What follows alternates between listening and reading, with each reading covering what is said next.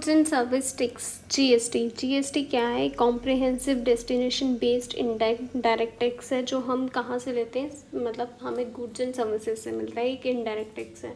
अब इसको इम्प्लीमेंट कब किया गया? 1 जुलाई 2017 में। कौन से अमेंडमेंट एक्ट में आया था ये? 1001 कॉन्स्टिट्यूशनल अमेंडमेंट एक्ट। इसने किसको रिप्लेस किया? VAT, CS, service tax, excise duty को। ऑब्जेक्टिव क्या है? एलिमिनेट करना all the tax on tax को एलिमिनेट करना। क्रिएट करना यूनिफाइड एक ही नेशनल मार्केट क्रिएट करना, ईज ऑफ डूइंग को ईजी करना, ब्रॉडन टैक्स बेस बनाना, स्लीमलेस फ्लो करना टैक्स इनपुट को, क्रेडिट को। अब इसके स्ट्रक्चर, एक स्टेट आता है, एक सेंटर आता है, एक इंटर स्टेट आता है और एक यूटी जीएसटी आता है। सेंटर वाला कलेक्ट सेंटर करेगा, स्टेट वाला स्टेट करेगा, इंटर स्टेट वाला दोनों सप्लाईज और इम्पोर्ट पे डिपेंड करता है, और यूटी वाला यूनियन टेरिटरीज में कलेक्ट होगा विदाउट लेजिस्लेचर। अब इसकी कॉन्स्टिट्यूशनल बैकिंग आर्टिकल 246A क्या बात करता है? सेंटर और स्टेट के कि ये दोनों लॉज बना सकते हैं जीएसटी के।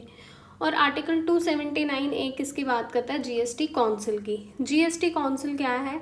जीएसटी काउंसिल एक अपेक्स बॉडी है जो टैक्स रेट्स, एग्जाम्पशन, लॉज और प्रोसीजर्स को डिसाइड करती है। इसको हेड कौन करता है? Union finance minister. और उनके साथ कौन होते हैं? बाकी स्टेट के फाइनेंस मिनिस्टर्स भी होते हैं।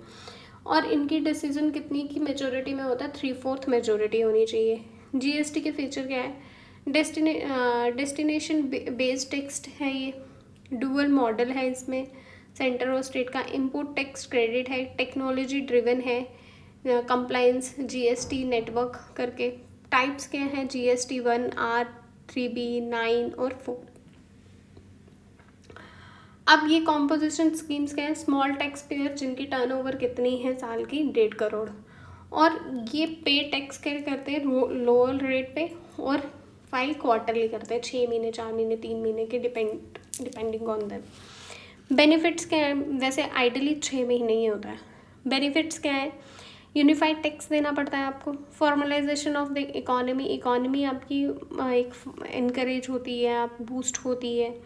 लॉजिस्टिक और सप्लाई चेन्स एफिशिएंट बनती है, ट्रांसपेरेंसी आती है, रिड्यूस होता है करप्शन, टैक्स कंप्लायंस और रेवेन्यू कलेक्शन बढ़ता है। चैलेंजेस क्या है? फ्रीक्वेंट रेट चेंज होते हैं, टेक्निकल ग्लिचेस आते हैं, एमएसएमईज और स्मॉल ट्रेडर्स कंप्लायंसेस होते हैं, और डिले होता है रिफंड में बहुत ज़्यादा। इनएडुकेट इंफ्रास्ट्रक्चर है, ट्रेनिंग इन रूरल एरियाज में रिक्वायरमेंट है। जीएसटी कोऑपरेटिव फेडरलिज्म क्या शोकेस करता है? कि काउंसिल कोऑपरेटिव फेडरलिज्म होनी चाहिए। फिस्कल सॉवरेनिटी देता है ये कुछ स्टेट्स को। अब 2002 में सुप्रीम कोर्ट ने क्या कहा था? ये रिकमेंडेटरी होना चाहिए, बाइंडिंग नहीं होना चाहिए, क्योंकि कुछ एमएसएमई के जिनके 1.5 करोड़ के टर्नओवर नहीं है, तो वो कहाँ जाएंगे? जीएसटी कंपनसेशन का कब तक एक्सटेंड किया था? 5 साल के लिए एक्सटेंड किया गया था, जून 2022 में। और ये पोस्ट किसकी वजह से हुआ था? एक तो फिस्कल स्ट्रेस आ गया था कोविड में 2020 में। अभी तक का सबसे बड़ा रिकॉर्ड जो हमने अप्रैल 25 में रिकॉर्ड किया है कि हमने सबसे बड़ी जीएसटी कलेक्शन की हुई है अब तक की, 2017 से लेके अब तक की, जो है 1.87 लाख करोड़। ऑनलाइन गेमिंग पे टैक्स लगा है 28% कि जिससे आपकी इंफॉर्मेशन को कंट्रोल किया जाए, महंगाई कंट्रोल हो सके। अच्छा, उसके बाद एपीलेट ट्रिब्यूनल लॉन्च किया गया, ट्रिब्यूनल बनाया गया 2024 में, जिसमें लिटिगेशन, रिड्यूस टैक्स लिटिगेशन, जो डिस्प्यूट्स इन टैक्स पेयर्स के और अथॉरिटीज़ के, उनको सुना जाएगा। E commerce relationships onward supplies 2023 onward से शुरू किए, जो अन्य रजिस्टर्स हैं। अब जीएसटी टैक्स ट्रैकिंग है, एआई टूल से हम ट्रैक कर सकते हैं। इम्पैक्ट क्या पड़ता है? कि ये रिड्यूस करता है महंगाई को, बूस्ट करता है फॉर्मल एम्प्लॉयमेंट को, make in India logistic improvements, revenue buoyancy improve होती है, compliance pressure remains.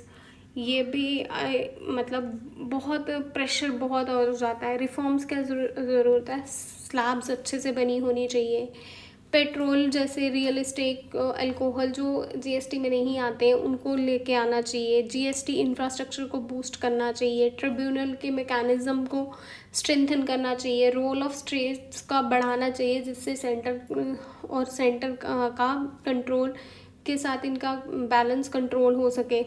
Sustainable development होनी चाहिए। पोल्यूटिंग गुड्स हायर होने चाहिए जिससे हम ई गुड्स की तरफ ज़्यादा जाएं।